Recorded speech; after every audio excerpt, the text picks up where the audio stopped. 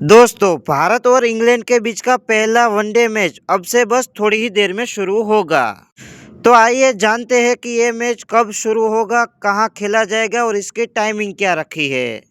तो चलो दोस्तों, वीडियो को शुरू करते हैं और जानते हैं कि भारत की क्या टीम रहने वाली है।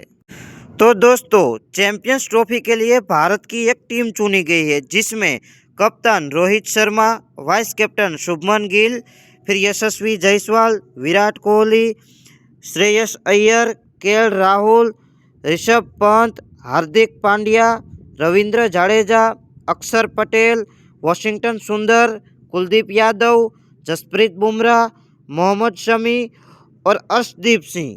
तो ये वही खिलाड़ी है जिनको चैंपियंस ट्रॉफी में जगह मिली है। ऐसे में यही खिलाड़ी ये 3 वनडे मैच की सीरीज में खेलते हुए हमको दिखाई देंगे।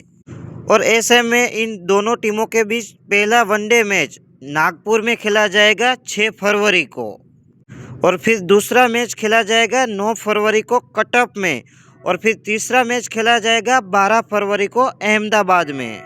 तो दोस्तों, आपको ये वीडियो कैसी लगी हमको कमेंट करके ज़रूर बताना, और कौन सी टीम जीतेगी ये भी हमको ज़रूर बताना।